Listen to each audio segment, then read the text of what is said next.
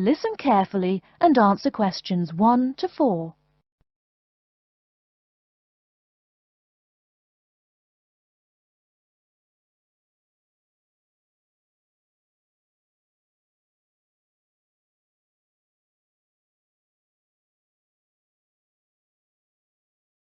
Good afternoon and welcome to Habitat Hunters.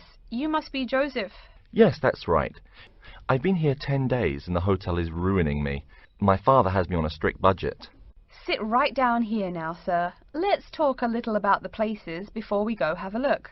The first one is on Beatle Road, just a block off campus. It's a 3-bedroom with a bathroom and a living room and a great Italian restaurant right next to it. How much? Well, it's $435 a month, including internet and utilities. Okay, that sounds reasonable. Any drawbacks to the house? There's a really big garden, but it hasn't been taken care of over the years and is just too big to clean up nicely. That sounds okay. Tell me about the next option. The other 3-bedroom apartment is on Oakington Avenue on campus.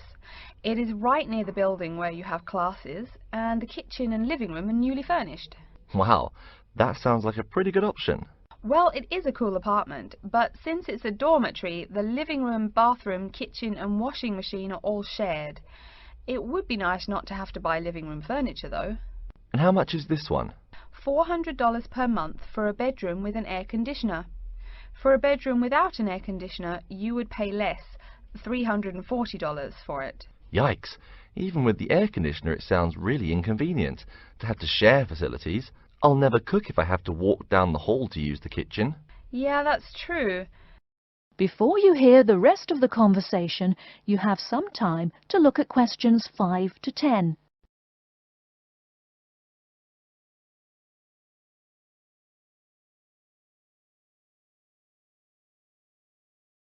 Anyway, the next place is a 2-bedroom on Mead Street. Oh, I like Mead Street. That's off campus, right? Yep, it's pretty cool, but it only has 2 bedrooms, plus a living room and a study. But I want to live together with my 2 friends. So you could make the study into a small bedroom if you end up living with them. Also, we guys will want a TV and DVD player since we're all so much into movies. Well, this place has a great TV and VCR, but no DVD player. No DVD? That's so weird. Are any other facilities provided? As you said, weird enough, it also comes with a wash basin. Is there a washing machine? I think we need that more than just a wash basin. I'm afraid there's no washing machine in the apartment. Wow, that's so old-fashioned. Maybe it's not the best choice for 3 college guys. How much is it? Well, it's $600 per month, but of course it would be cheaper if you made it into 3 bedrooms instead of 2.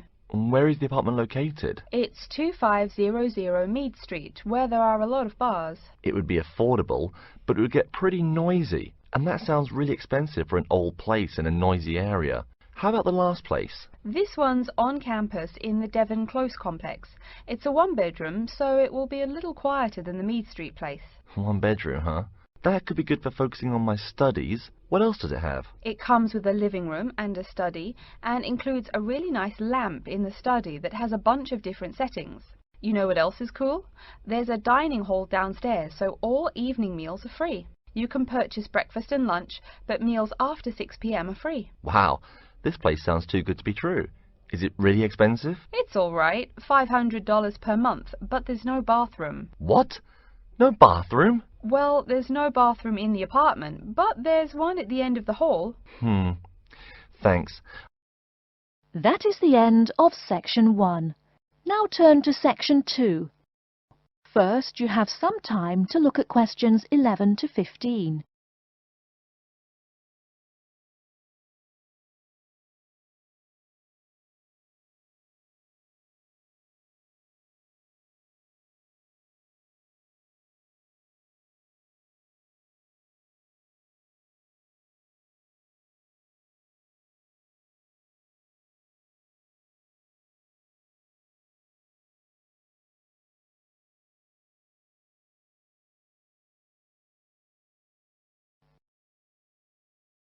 Hi folks, my name is Loretta Johnston and I'm here from the Baltimore Department of Public Waste.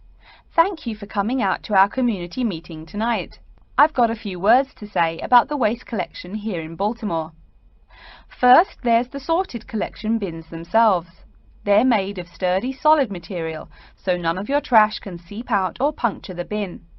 Also, since these things sit out on the curb overnight, rain or shine, they have to be waterproof. We can't have water getting up in it and filling up the bin. Remember to pay attention to which bin is which and sort your waste accordingly. You should have a blue or green bin for recyclable garbage, a yellow bin for unrecyclable garbage, and a red bin for toxic waste. Our city-wide waste management is divided into two services. The first is commercial waste collection, or trash collection from buildings. The majority of building waste is paper, which goes in the blue or green bins. You'll notice in your office buildings there are signs that warn you not to overfill these bins. All that paper adds up, and an overflowing bin is infinitely harder for collectors to carry to the truck and empty. Aside from paper, another large source of building waste is metals. Metals such as tin and aluminium can be put in the yellow recycle bins, but metals like lead and copper should be disposed of in the red bins. These heavy metals are harmful to the environment and exacerbate our city's existing pollution problem. That's about all the information you need for building waste. Moving on to the second service, household waste collection is probably what you primarily think of when you think of what we do here. Many of the same guidelines apply, the sorting is the same, etc. Please remember to keep garbage like kitchen waste in a plastic bag. It makes collection easier and lessens the abominable rotten trash smell. Before you hear the rest of the talk, you have some time to look at questions 16 to 20.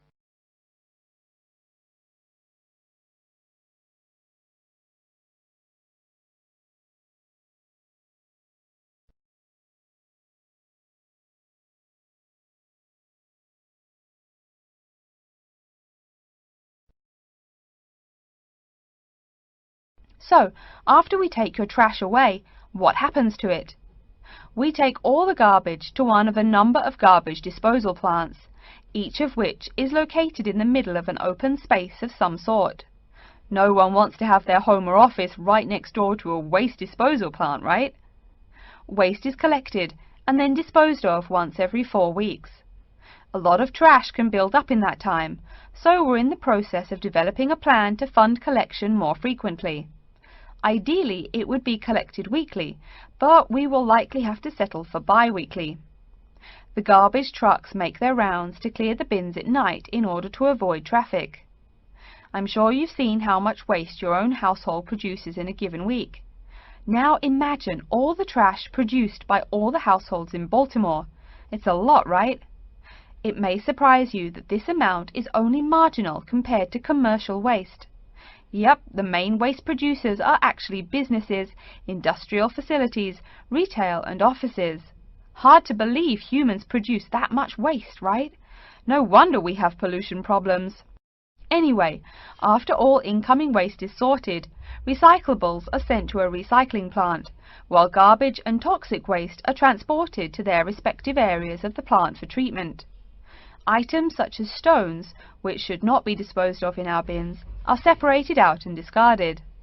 Once the trash has undergone the treatment process, it is compacted and disposed of with all the other trash. That is the end of section 2. Now turn to section 3. First, you have some time to look at questions 21 to 24.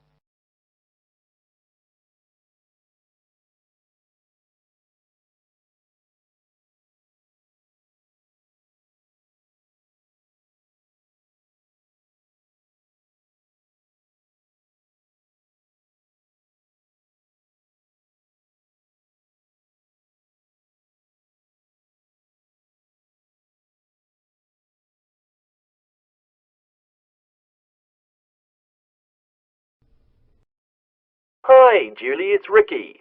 Hi Ricky, how are you? I noticed you weren't in psychology today. I'm feeling sick, so I didn't go to school today. Would you mind telling me what I missed in class? Sure thing. I'm sorry you're not feeling well.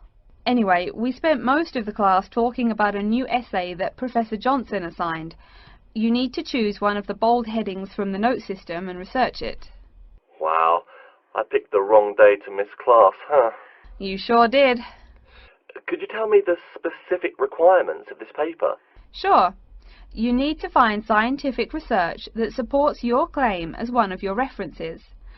It can be from some of the case studies we discussed in class, or you can find your own. Or even better, you can conduct your own research. I'm sure that would get you an A. Have you decided what you're going to do yet? Also, where are you getting your references? Yeah, I'm going to research facial recognition by infants.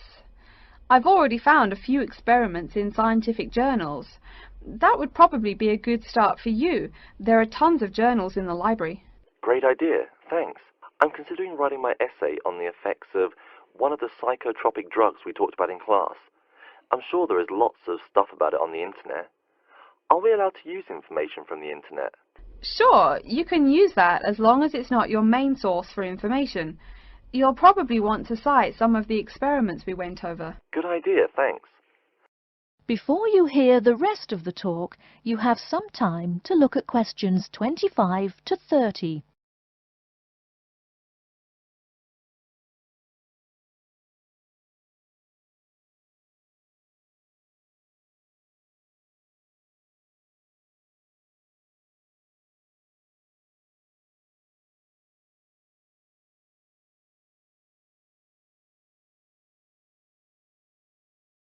Are there any specifications on how the essay should be written? Yeah, Professor Johnson wants it double-spaced. It should be between 6 to 10 pages long. 6 to 10 pages? That's so much. Oh, it's going to take forever. I know, the whole class groaned when he said that. Anyway, you also need to put the title in italics and... Wait, each section heading or just the main heading? Only the main heading should be in italics. I think section titles are supposed to be in the same format, but maybe in bold. You'll have to check that in class next time. Oh, okay. So I take it that the report has to be typed, since there are so many requirements. What are the other formatting requirements? Yep, it's got to be typed. Aside from that, there are still a few more specifications. You should number each page. Make sure it goes up in the top right corner. Okay, I'll make sure to write that down. I always forget to number the pages. Do we need to title and date each page too? You need the shortened title on every page, but no need to include the date. That should just be on the cover page. Okay, thanks. No problem. Also, make sure the margins are 3.25 pixels wide. What? I'm not even sure how to do that. Oh, it's okay, I can show you. It's really easy. I think that's all the directions he gave us. A lot of formatting requirements, but we have the freedom to research many things that we like, so that's good. Oh, I almost forgot. Remember to put down your ID number on your report. Thanks so much for your help. I'll see you in class Monday. That is the end of section 3. Now turn to section 4. First, you have some time to look at questions 31 to 40.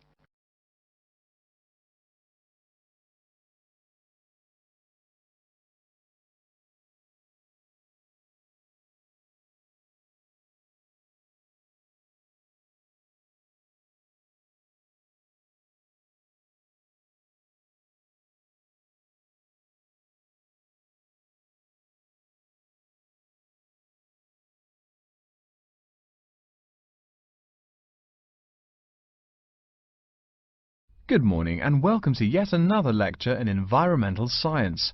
I don't think I'm telling you a secret when I mention that water is a big worry here in Australia. The stuff is scarce. Perhaps that's why we drink so much beer, eh? Seriously though, a safe and reliable source of water is one of the great concerns of people everywhere. But today I'm going to confine my remarks to Australia. As noted already, here down under the water supply is extremely scarce. The only drier continent is Antarctica, and remember, no one really lives there anyway. Moreover, in recent years, the wind patterns have changed. Rain that used to fall on the country now falls out to sea hundreds of miles to the south. Now, when I speak of people needing water, most of you probably think of drinking. Certainly everyone needs water for drinking, but surprising as it may sound, drinking is not anywhere near being the main use for water. Most water is actually used for washing. When you take a shower, you probably use well over 100 litres of water. Every time you flush your toilet, that's about 8 litres, but most people drink no more than 2 litres or so per day. So, where to get water? It could be obtained from rainwater, but often rainfall consists of other harmful pollutants that evaporated with the water. In fact, acid rain, an intense example of this, causes harmful effects on the wildlife of the habitat on which it falls. Water from underground could also be used, though it is more difficult to contain and often must go through an extensive cleansing process. The purest water is found in rivers, creeks, lakes and dams. And, sad to say, Australia has precious few of these. Really, how many of your hometowns have rivers? Year-round rivers, I mean. The soil tends to be sandy, so water soaks into the ground. Many places are rocky too, so 87% of the rainfall is lost to evaporation. That's almost twice the evaporation rate in my native Canada. Speaking of rain, we already heard how rainfall is diminishing here in Oceania. The quantity itself isn't the only problem either. Going back to the problems with obtaining rainwater, a further problem is that rain is a useful source of water only if air pollution is fairly mild. Again, you're in a situation where you can't win. You need water where most people live. People tend to build cities where rainfall is adequate, but then modern cities tend to feature polluted air, which renders the rain far less easily usable. Okay, let's take a look at the table here. You'll see it showing the relative pollution of rainfall in the world's cities. The more people, the dirtier the rain. This is becoming a huge concern for people in the West, who want their water to be pure and safe. Though reliable drinking water is important everywhere, the concern in the West is reflected in all the government regulations and political campaigns aimed at solving this problem. In contrast, there are not as many demands made on the governments in Asian and African cultures to improve the water, as their focus is on other issues. Now, whatever the source of water, we can never afford to forget that all water is highly vulnerable to contamination. Whether we're getting it from the ground, from bodies of water or rainfall, it is susceptible to a variety of toxins. In fact, that's why we clean it before using it. Water carries with it filth and dirt. This problem shows up in a number of different ways. As humans and all other animals need water to survive, it's no surprise to us that one of the most important domestic uses of water is for drinking. Yet, if you have old-fashioned lead pipes, you may slowly be poisoning yourself by drinking that nice clear water. The industrial pollution, farm chemicals and leaky landfills are well-known sources of contaminants as well. So what is being done to ensure we Australians a safe and steady supply of drinking water? There are a lot of initiatives that make admirable efforts to remedy this issue. We'll be talking about this when we meet again on Thursday, but as a preview, I can tell you that so far the amount of real solutions that have been produced is not nearly adequate. Traditionally, we've been very free in this country. That means that every person and every province tend to go its own way. So the mechanisms for water management are, in a word, insufficient. To begin seeing how this is so, I want you to read something before our next class. Though a lot of previous data on water usage and water management are inconclusive and have thus caused quite a concern, we can learn a lot from the contents of reports written on the subject. The basis for the government's water policy is the 1989 White Paper reporting on water use, present and future. If you compare the numbers offered in the paper with those in the text, you'll find that the report is rather untrustworthy. Truth being told, I'm being too kind when I say that. That is the end of section 4. You now have half a minute to check your answers. That is the end of the listening test. In the IELTS test, you will now have 10 minutes to transfer your answers to an answer sheet.